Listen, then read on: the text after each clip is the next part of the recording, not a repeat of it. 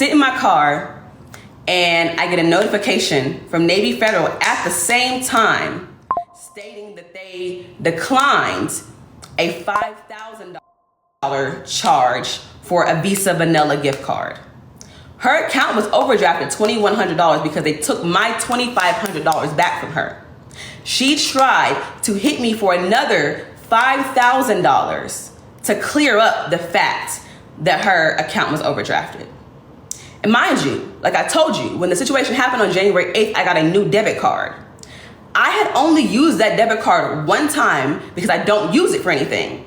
I used it one time for in and out because I couldn't find my regular debit card that I always use things for. I had threw it in the middle console. I was in the drive-thru line trying to hurry up, couldn't find it, wanted to pulling out my Navy Federal card and paying for it. That was the one transaction I used on that card. So it was not linked to anything. It was not on Amazon, nothing to where anybody could have gotten my card information to make that happen.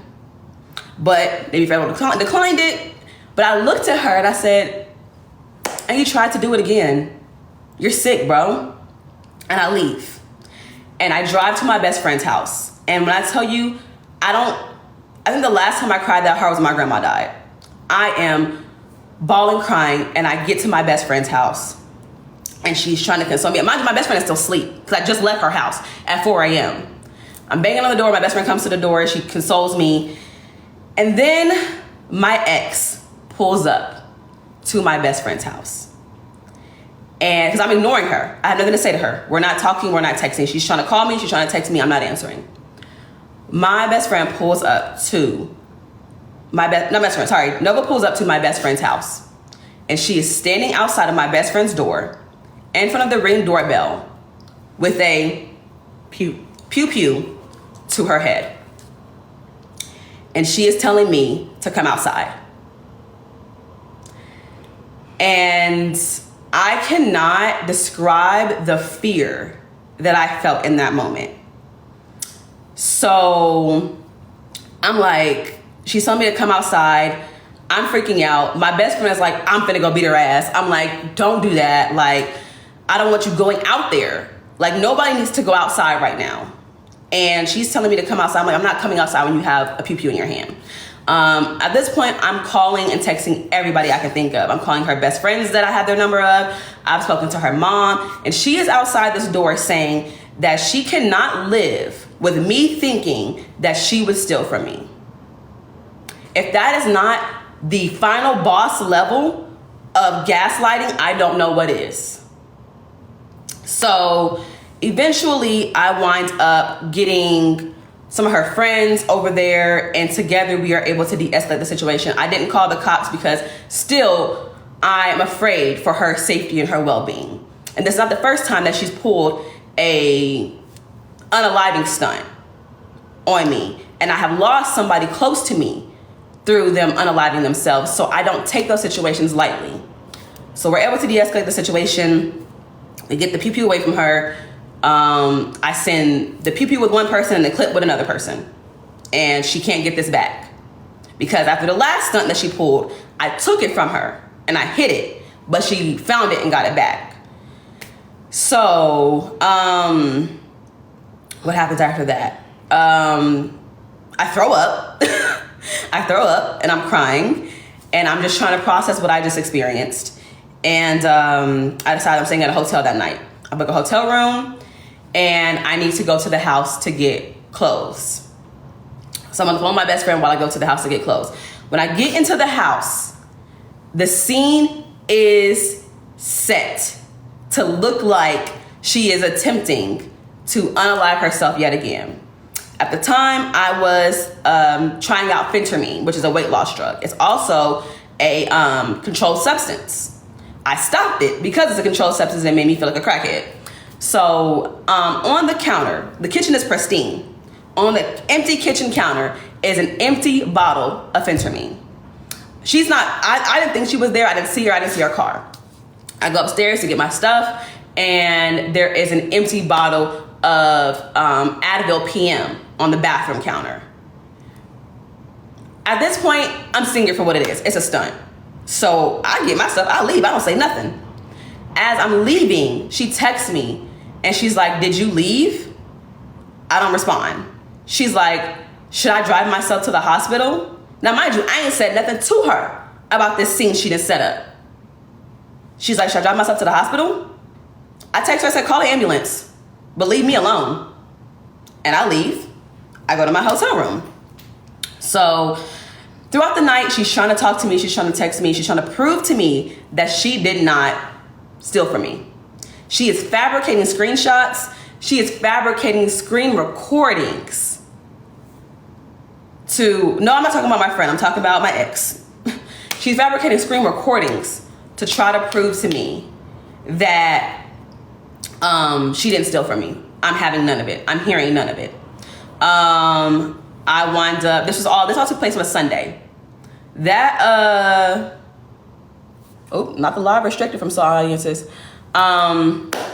That took place on a Sunday. And that Saturday, baby, I had a date. I had a date in Houston. So me and my friends were going to Houston for the weekend.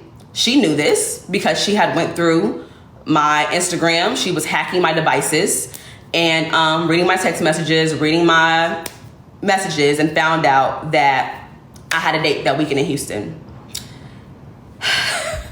This ain't funny, but it is. So remember, she had this attempted OD on Sunday. Friday is when I leave out. So I came back to my house Thursday. And I leave out Friday morning. My friends come to my place. We're all gonna catch an Uber to the airport. She comes bopping down the steps like she's in good spirits, speaks to my friends. My friends are utterly confused and don't know what to say back. But earlier that morning, she was on the phone with the hotline because she tried to pull that, I'm still feeling effects from my attempted whatever on Sunday, right? And my therapist told me, she's like, stop trying to save her. If she pulls the stunt again, give her these numbers to helplines and stay out of it. I'm like, all right, bet. So I give her the number to a helpline Friday morning. She gets off the phone, bobbing down the steps. She seems fine, right? I go to Houston. She decides that she's going to go to the hospital because she's still feeling the effects. She can't feel her legs. Her fingers are tingly. You can't feel your legs, but she was just down the steps, baby. I'm so confused. So, thank goodness she has a good friend. Yes, we were still living together at the time because she had nowhere to go. So she's staying in my guest bedroom, which was, I know, stupid. It's still part of me being a people pleaser and having a big heart and all these things and not having good boundaries. I have since learned, trust me. But her friend texts me and she's like, hey, I'm taking her to the hospital. Do not answer her phone calls. Do not answer her text. She is okay. She is with somebody who cares about her. And I'm going to make sure that she tells the nurses what she tried to do. This is not on you. You enjoy your weekend in Houston. That's all I need to hear, baby. And sure enough, they went to the hospital. She got put on a 72-hour hold. I get back from Houston. Nobody can pick her up. So what do? I offered to pick her up. But y'all, I had an ulterior motive. Because while she's been in there thinking, I've been having lots of therapy sessions and talking to lots of people.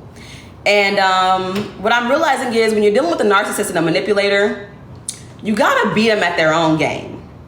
So I decide that I know she's going to use this 3-day stint in this institution as leverage to make it seem like she's this changed person and she's this new person and I should forgive her, right? I'm already knowing how she's gonna come out of here acting. So I use it to my advantage to get her to admit what she did. So I pick her up, we're having a conversation, and obviously she's doing exactly what I thought she would do. And so I tell her, I'm like, I feel like I could forgive you and maybe we can move past this, but it's the not knowing that keeps me from being able to forgive you because I can't forgive what I don't know happens. And I give her a scenario that seems like I would understand. And I'm like, I feel like, this happened while you clearly stole the money while we were in Vegas. I feel like maybe we were in Vegas, maybe you gambled a little too much. You had just asked me for $1,400 and you probably couldn't ask me for any more money. You felt like you couldn't. You didn't want to come back home broke because you knew I'd be mad about that. So you probably just thought, okay, I'm going to take this money and I know that Navy Federal is going to give it back to her. And by then my account will be back in good standing and it won't really matter. And I feel like you just made a really big mistake. And she's like, yes, that's what happened. And gotcha. Gotcha. We got him. I'm like, yep, and I'm not taking you back. You're sick. So now you've admitted that you stole from me. And now we're in this phase of like, I'm absolutely not forgiving you and I want you far away from me. So I book a long-term Airbnb to get out of my house, mind you, that I'm paying majority of the rent on. But whatever, again, we've learned better boundaries since. Oh, that wind, baby. Ouch. Sorry, that was distracting. So whatever happens through that process, I don't need to get into details about what happened up until her moving out. It was a lot of harassment, a lot of her trying to figure out who I was dating, who I was seeing, harassing those people, etc., etc. Until March 23rd. March 23rd is when the situation took a turn. She was harassing me and harassing a guy I was seeing at the time, and I had enough. And I confronted her about it. She called me a stupid, ugly ass B and proceeded to try to push me out of the room. And the situation got physical. And at that point in time, I realized she has to get out of here now or one of us is going to go to jail. So I called her mom. I said, hey, you said that, like, I was told that you're giving her the money to move out to pay for her first month's rent and security deposit so she can get out of here quickly. What's the holdup? And she was like, I am waiting for my bonus from work and then I'm going to give it to her. Believe me, I want this to end as much as you do. I said, okay, how much were you going to give her? She said she was going to give her $1,000. I said, bet. I will give her the $1,000 to move out if you will give it back to me and I need it in writing that you're going to return it to me. She said, absolutely. We put it in writing that she was going to return the money to me no later than April 30th. And I sent her the money to move out of my house and she moved out within the next 3 days. Now, you would think the situation's over, right? Nah, because all this happened March 2023. I had been here this entire time not saying anything about it because I could not find a good reason other than being vindictive to tell the story about what happened. I was healing through it. I was moving through it. I was in therapy. I didn't feel like I needed to divulge this information to the internet. But, De'Ara has inspired a lot of things in my life, but I never quite thought she would inspire this. Obviously, the whole situation with De'Ara and Ken and the lawsuit just broke on the internet. And I got friends sending me this stuff like, girl, sue that girl, sue her, like making jokes, right? But in the back of my head, I'm like, what if she stole more from me that I just never noticed? Because if you were bold enough to steal $2,500 from me off the first rip, you did it. You did it without me noticing. You got away with it without me noticing, and you just got bold. So I start combing through every single one of my statements. Now, no, I'm not following behind De'Ara. It was just, the situation made me really take a hard look at how people that you think love you and care for you will really rob you blind, and they don't care. So I start combing through my statements with a fine-tooth comb. This is last night, y'all. I'm combing through my statements with a fine-tooth comb, and I come across an ATM transaction where $1,000 was withdrawn from the ATM, my Navy Federal card, at a Wells Fargo ATM on February 3rd. Now, let me go through the events of February 3rd with you, because see, when you deal with a narcissist and a manipulator, gaslighting really takes a toll on your psyche to where you don't even believe you sometimes. I knew I had never withdrawn any money from that card. I had only used it the one time at In-N-Out. I told y'all. So I'm like, I know damn well I didn't withdraw money from this account, but I need proof. I need to set an entire timeline for that day. First thing I do is go to my pictures. Pictures are stamped or time stamped, right? That day, I went to Bath & Body Works with my best friend. And so I called the bank this morning and I'm like, hey, can you give me the time of this transaction and the location of this ATM? They're able to give me that information. And I learned that this ATM transaction happened at an ATM that would have been very out the way for me at 1:51 p.m. Me and my best friend start going through our text messages. I'm like, when did I get with you? I need to know without a shadow of a doubt that I was nowhere near an ATM, nowhere near that area, 2023, when this happened. And after piecing together everything, I'm talking about my Instagram story archives, my pictures, my text messages with my ex, my text messages with my best friend, I'm able to piece together an entire timeline from that day, from start to finish. So let me take you through the events of February 3rd, 2023. February 3rd, 2023 at 9:05 a.m., I upload a Valentine's Day lookbook to both TikTok and Instagram. It is a quick little 3-look video from Amazon with Amazon dresses. I got a DM that same morning after I posted that video from the guy who will now be known as Houston Bay, inviting me on a date. The date I wound up going on when I told y'all I went to Houston. He wanted to take me on a date. He DM'd me. I said, man, you must be able to sniff out that I'm single again, because I literally just broke up with my ex a couple days ago. Anyway, that conversation happened via Instagram DM. This is important. I had an appointment to get my acrylic toes done at 10 a.m. in Duncanville, which if you know anything about Dallas, Duncanville is like the outskirts. We're talking about, we're going towards, it's nowhere near where I lived in Plano. So now I am in Duncanville getting my toes done. She has paid for my acrylic toe set because she knew the girl who did my toes. She knew her from college. So she hits me up and she's like, hey, she paid for your toes. I'm like, that's fine, whatever. That's the least she could do is pay for my toes. Hold on, because I don't want to lie, not one bit. All right. At 12:52 p.m., I'm still getting my toes done, but we're finishing up.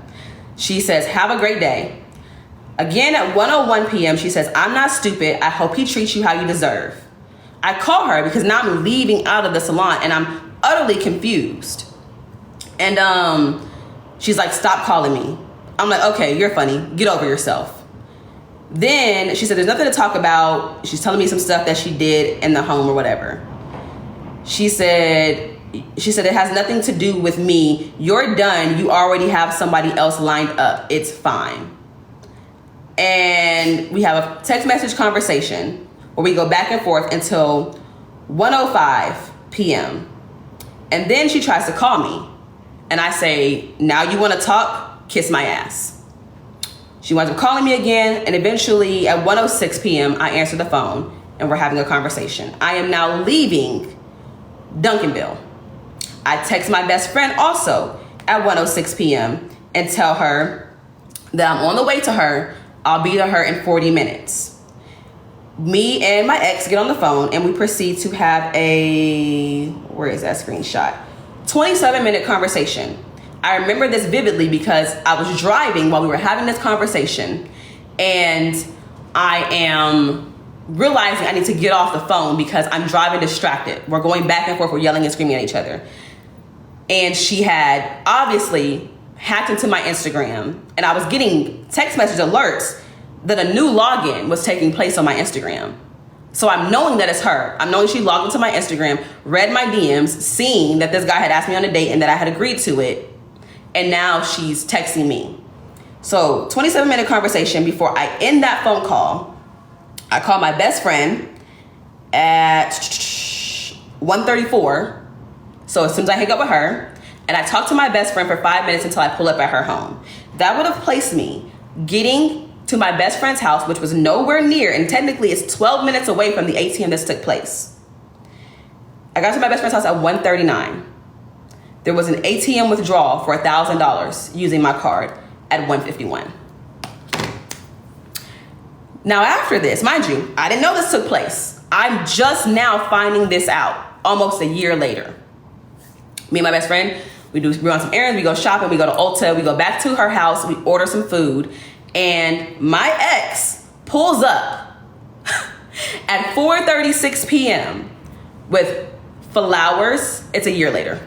Flowers, okay, wine, and my favorite chips. And I say I don't want to come outside and see her. So my best friend's dude at the time goes outside to get the bag and brings it in. I text her, I say thank you. At this point in time, y'all, remember this is February 3rd. So I still do not know that she stole the $2,500 from me, that she attempted to do it again, that she attempted, like this, none of this has happened. All that happened on February 11th. So I'm just thinking we're broken up, we've had an argument, she wants to say sorry, and I'm being nice. And I say thank you for the flowers and stuff. We're going back and forth, and I'm wanting her to admit to the fact that she hacked into my Instagram. So I trip her up, and she finally eventually admits to the fact that she logged into my Instagram and read my DMs. And I'm like, the fact that you sat here and lied about it when I asked you what happened proves to me that you're still a habitual liar. I don't want anything to do with you. And I feel like we should just leave this alone. Please don't buy me anything else. Please don't buy me flowers, wine, none of those things. I don't want to give you hope. This is done. Now, this is where we get into the very first time that she pulled an unaliving stunt on me. Whew, let me get my timestamps right. Hold on. Let me get my timestamps right. At 6:09 p.m., I told her to leave me alone. At 6:11 p.m., her best friend texts me and says, "Hey, love, is anyone at y'all place?" And she pretends to send me these cryptic text messages that my ex had sent her, pretty much indicating that she was going to herself. That night, now there's a whole bunch of exchange that details the time frame in which she pulled this stunt that she was going to off herself and all this. But that night, I was driving around crying and looking for her because she had turned her phone off. She had sent this cryptic text message out, told me goodbye and that she loves me, turned her phone off, and disappeared for hours. Everybody was looking for her, and I was getting ready to call the cops. And now I'm noticing, once I've put this timeline together this morning, that there has been a pattern of her stealing from me and then using the threat of unaliving herself to cover up her stealing from me.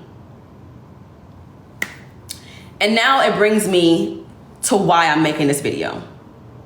Because I never said anything about the $2,500 that you stole from me because I got my money back. But you stole $1,000 from me, and I know that this is gonna wind up somewhere, and I want you to know I'm pressing charges. Because I only have until February 3rd to press charges to be able to get the ATM camera footage to prove that you were the one that went to that ATM and withdrew that money. And I'm not letting it ride. You're about to be in a cell next to your dad. And you will never get to do somebody else like this again. That is the only reason why I'm on live right now. I don't want this on my page, which is why I'm not making a video on it, because I have a brand to protect. But yeah, to anybody else that might run into her, know exactly who you're dealing with. Because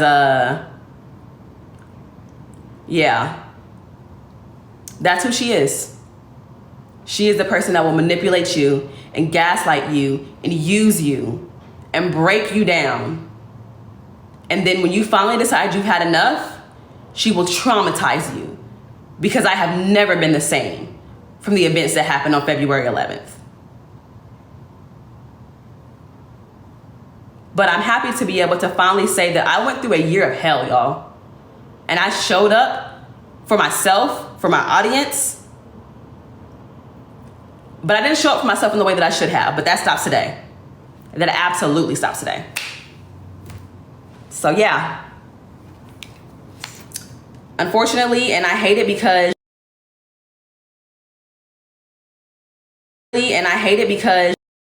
I still love her brothers.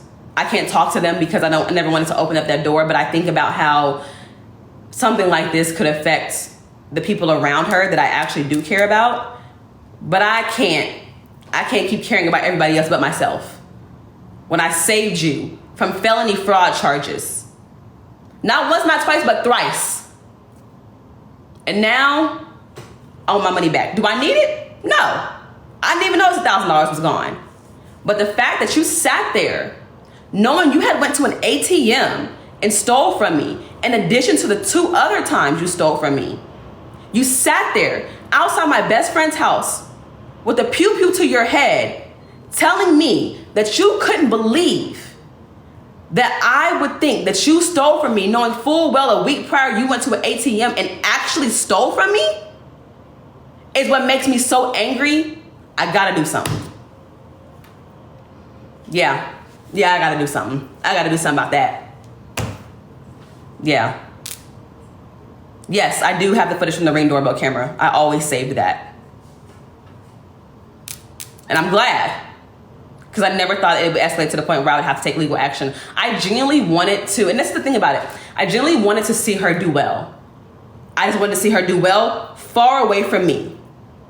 But I never wanted to see her fail. I never wanted to see her in financial turmoil. So I fully believe that she would go back to utilizing her platform eventually, rebuild her brand, get back to who she was when I met her.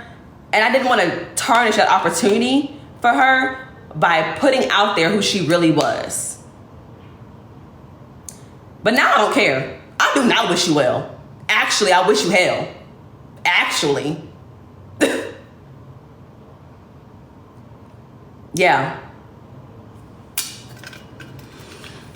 And the reason why I haven't even contacted her and let her know that I found out that she stole that money from the ATM from me is because I'm not going to give her an opportunity to lie and gaslight me. If I go to the cops, they are going to go to Wells Fargo. They're going to request the ATM footage. And they're going to see her on that ATM camera withdrawing that money using my card. Because I just now found out about it. I didn't know she had went to the ATM and stole from me. And I gave her an opportunity to come clean. And she didn't take it. And it doesn't matter that I decided now. It doesn't. She deserved everything that she deserves everything that she has coming her way. And yes, her mom did pay me back, and she paid me back before the date she was supposed to. And I have the utmost respect for her mom. Even though her mom did say some things that kind of pissed me off, that's her mom. Her mom's always going to protect her daughter. I got no issue with that. Her mom did pay me back. I got a lot of respect for the people in her family. But you raised a criminal. You raised a criminal. She had to have stolen the card out of my wallet. And that's another thing that makes me so angry that I feel like I want to do something about it. Because that means you took your grubby ass fingers into my purse, into my wallet, took my debit card out, and went and withdrew the money. And the fact that it happened mid-argument feels like she decided, oh, you done moved on. It's F me, right? Well, it's F you. Like she was looking for a reason to validate stealing from me yet again. And so why is it okay for somebody to continuously hurt a person, continuously steal from a person, commit crimes against a person, and now people can ask me Why now? Why say something? Why make her a felon? I didn't make her a felon. She made herself a felon. And then went and bought me flowers and shit with my money. Like, y'all about to. It's fine, because I'm about to end this live. But no, I didn't know about the 2 times she stole from me. Again, everything came out on February 11th. I am just now, this morning, finding out about the events of February 3rd. February 11th, 2023. 2023, because we're not in February yet. All of this took place in 2023. The breakup, the theft, the only thing that took place in 2022 was the actual date that she stole the first $2,500 from me.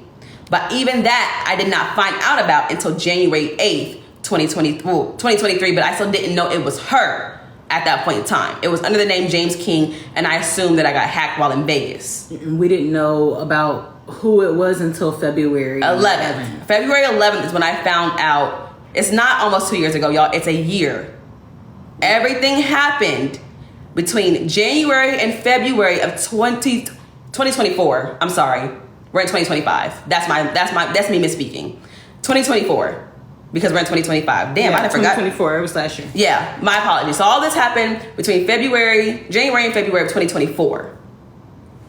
Completely forgot that we're in 2025. Yeah. My bad, y'all. My bad. Yeah. All this happened last year. This time last year. Yeah. My bad, y'all. 2025 still ain't sticking with me. Yeah, I've been saying 2023 when I really meant to say 2024 because we're in 2025 now. My bad, y'all. That was me misspeaking. Yeah. This is not 2 years old. This is a year old, which is why I say I have until February 3rd if I want to press charges, because at that point it will be a year old and I don't know that they can recover the ATM camera footage after a year. I'm literally signing papers still with 2024. Like, give me a break, y'all. Give me a break. Jesus. Yeah. So yeah, that's my story. Everybody wanted to know what happened. There it is. Yeah.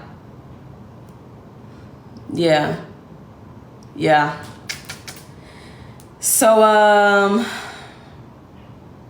still blessed. I've had an amazing year. 2024 was pretty good to me. I grew a lot. I moved into my dream apartment. I didn't have to worry about paying for somebody else to do it with me. Life's good. Yeah. So, yeah, and I'm not going to tell the ex's story because she has done her own healing from the situation that she had with Nova. But I did actually wind up having a conversation with the ex. And what she told me that she endured in that relationship is horrific. And it is absolutely a pattern, the things that this woman does. It's absolutely a pattern. I'm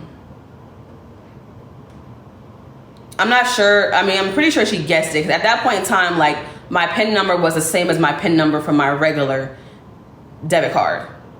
And I want to also add to this that there was a time frame in 2023 where her accounts were frozen and she did not have a card to use. So I gave her my Navy Federal debit card to have access to money until they unfroze her accounts, because we had already paid the money. That's why I wound up giving her like almost $5,000 to clear that up. But of course they can't unfreeze your accounts instantly. So in the meantime, I let her hold down my Navy Federal debit card so she could have access to money until they cleared it up. That is how she got my debit card in her possession. That's how she got my ATM PIN the first time around. That's how she wound up adding my card to her her Cash App. That's how all that happens. And then when I got a new card in 2024, after I assumed that I was hacked by a James King, my ATM PIN was still the same, because to my knowledge, I had not experienced ATM fraud or that kind of fraud. I had experienced like a MAG fraud. So Again, on my part, probably should have made a different pin. But still and yet, you probably shouldn't steal from people. Yeah. I have combed through all of my other accounts, and from what I can find, there's nothing there. Me and my accountant, my amazing accountant, are gonna sit down and comb through my statements of the account that I use regularly with a fine-tooth comb and make sure that there's nothing that I missed, because I still believe that if she was bold enough to take 25 off the first tip, she had taken more before and gotten away with it. Oh, don't forget to add what she said to you. Oh yeah, she also told me when she had admitted that she had stole the money from me after me picking her up from the facility, that she had thought about just taking my debit card, withdrawing everything she could from it, and disappearing. Huh?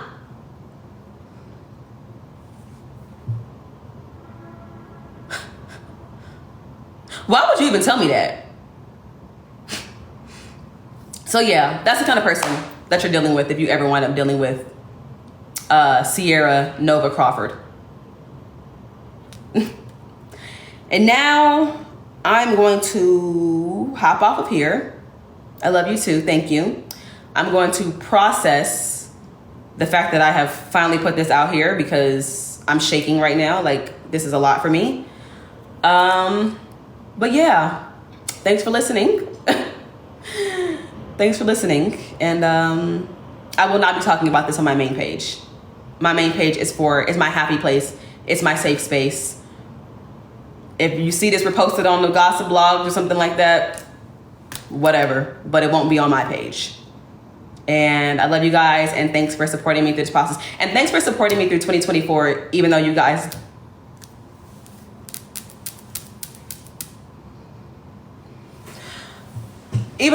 didn't know that you did. 2024 could have easily been one of the most traumatic years of my life, but you guys made it amazing, and for that I am so blessed. So thanks for everything, guys. And I'm gonna get off of here before I really have a breakdown on this live. Love you guys. Bye.